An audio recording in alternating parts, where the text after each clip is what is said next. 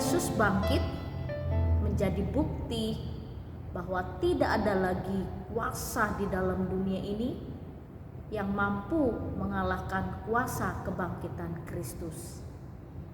Dia bangkit membuktikan bahwa Kristus adalah Allah yang benar. Kita berdoa. Kami bersyukur ya Tuhan, karena Engkau membuktikan kasih-Mu, pengorbanan-Mu sebagai bukti dan cinta kasih-Mu kepada kami. Dan karena Engkau juga bangkit dari antara orang mati, membuktikan bahwa Engkau adalah Allah yang hidup, Allah yang patut kami puji, Allah yang patut kami sembah. Tuhan, kami mau menyembah-Mu, kami mau terus mengiring-Mu, dan kami terus mau setia kepadamu. Pagi ini kami akan mendengarkan firman-Mu. Tuhan menolong kami sehingga firman-Mu ini dapat kami pahami, kami mengerti, dan kami lakukan dalam kehidupan kami. Di dalam dan demi Yesus Kristus kami berdoa dan mengucap syukur. Amin. Pagi ini kita akan bersama-sama merenungkan satu tema firman Tuhan. Dia berkuasa atas maut. Bapak, Ibu, serta saudara-saudari, kematian dan juga kebangkitan Kristus menjadi satu peristiwa penting bagi kita. Banyak orang Kristen bertanya, lalu orang Kristen juga sulit untuk menjawab jawaban-jawabannya. Pertanyaannya begini, mengapa Tuhan Yesus mati? Apakah hanya lewat kematian saja Dia dapat menyelamatkan umat manusia? Lalu bukan hanya orang Kristen yang terus bertanya itu, tapi orang di luar iman Kristen, mereka juga memiliki pertanyaan yang sama. Mengapa Tuhan harus mati? Kalau Dia Allah, kenapa Dia harus mati? Lalu bagaimana jawaban kita? Tentu kita memiliki jawaban yang berbeda-beda atas pertanyaan-pertanyaan itu.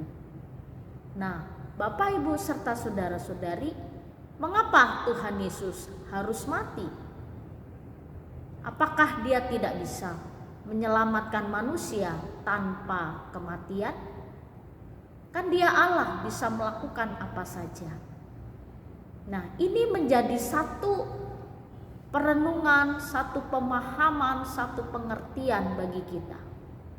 Kalau Kristus tidak mati, maka Dia tidak bisa menebus manusia yang sudah mati karena dosa. Dan hanya kematian dan pengorbanannya di atas kayu salib yang dapat menebus hidup manusia. Dan hanya lewat kematian Yesus Kristus dapat menyelamatkan seluruh umat manusia. Dan bagi orang yang percaya kepada Kristus akan memperoleh keselamatan. Jadi Bapak, Ibu, serta saudara-saudari, hanya lewat kematian Dia bisa menebus kita. Oleh karena itu Tuhan Yesus harus mati, karena Dia mati sampai masuk ke dalam jurang maut, bahkan neraka, untuk menebus kita. Ketika ada di kayu salib, Dia meminta kepada Bapaknya, Eloi, Eloi, lama sabachthani, Allahku, Allahku, mengapa Engkau meninggalkan aku? Ketika itulah Allah Bapa di surga memalingkan mukanya kepada anak tunggalnya. Allah rela melepaskan anak tunggalnya, satu-satunya, Yesus Kristus, tergantung di atas kayu salib tanpa pertolongannya, karena Dia harus mati dan Dia harus turun ke dalam jurang maut untuk menebus dan untuk menyelamatkan kita sebagai umat pilihannya. Lalu Bapak, Ibu, selama 3 jam, dari jam 12 sampai jam 3 ada gempa bumi terjadi. Ini satu peristiwa di mana Yesus betul-betul Dia menjadi korban satu-satunya yang sempurna bagi seluruh dunia. Dan tanpa kematian tidak ada kemenangan. Tanpa kematian tidak ada keselamatan. Dan itulah pemahaman yang kita pahami, bahwa Kristus harus mati. Dalam Yohanes 10 ayat 17 sampai 18 demikian Injil Yohanes mengatakan, Bapa mengasihi aku oleh karena aku memberikan nyawaku untuk menerimanya kembali. Tidak seorang pun mengambilnya daripadaku, melainkan aku memberikannya menurut kehendakku sendiri. Aku berkuasa memberikannya dan berkuasa mengambilnya kembali. Inilah tugas yang kuterima dari Bapakku. Tuhan Yesus jauh-jauh hari sebelum kematiannya, dia menyatakan dan memberitahukan kepada murid-muridnya dan kepada semua orang bahwa dia menyerahkan nyawanya, tapi dia juga akan menerimanya kembali. Lalu kalau Tuhan Yesus mati saja menebus dosa kita, tentu dia sama seperti nabi dan manusia-manusia yang lain yang sudah mati, tidak ada lagi pengharapan. Tapi Tuhan kita mati dan bangkit pada hari yang ketiga. Dan bangkitnya Yesus Kristus dari kematian ini membuktikan bahwa maut tidak ada lagi berkuasa. Tidak ada lagi kuasa maut karena Tuhan sudah mengalahkan itu. Dan ketika dia bangkit, dia mengalahkan kuasa-kuasa kegelapan dunia ini. Tidak ada satu kuasa pun yang mampu mengalahkan kuasa kebangkitan Kristus. Bapak, Ibu, serta saudara-saudari, inilah sukacita kita, kemenangan kita bersama dengan Tuhan. Kematian bukan sesuatu hal yang menyedihkan, dan kematian bukan sesuatu hal yang mengerikan.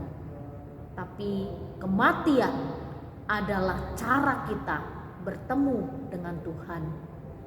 Lewat kematian kita akan bertemu dengan Tuhan. Tuhan akan menghakimi, mengadili setiap umat manusia. Dan Tuhan Bapa kita Yesus Kristus mengenal kita sebagai domba-dombanya. Dia sudah menang, dia sudah bangkit. Dia juga akan membangkitkan kita dari kematian dan akan memberikan hidup yang kekal. Oleh karena itu, mari tetap berjuang. Segala sesuatu kita hadapi dan tetap setia kepada Tuhan. Pagi ini Tuhan menolong kita untuk memahami bahwa kebangkitan Kristus mengalahkan kuasa-kuasa atas dunia ini. Kematian pun sudah dia kalahkan. Kuasa kematian tidak lagi berkuasa, tetapi Kristus sudah memenangkannya. Kita adalah orang-orang yang menang. Dan kita adalah orang-orang yang berhak menerima hidup yang kekal. Oleh karena itu, mari berjuang untuk tetap setia dan beritakan kabar sukacita bahwa Kristus telah bangkit. Kita berdoa. Oh Bapa yang baik, terima kasih pagi ini kami boleh mengerti dan memahami akan kebenaran firman-Mu. Engkau sudah mengalahkan maut dan kuasa kebangkitan-Mu membawa kemenangan dalam hidup kami, hidup dalam dunia ini dan juga hidup di dalam dunia yang akan datang. Oh Tuhan, terima kasih, berkati hidup kami untuk tetap setia dan percaya kepadamu. Di dalam dan demi Yesus Kristus kami berdoa dan mengucap syukur. Amin. Selamat pagi, Tuhan Yesus memberkati.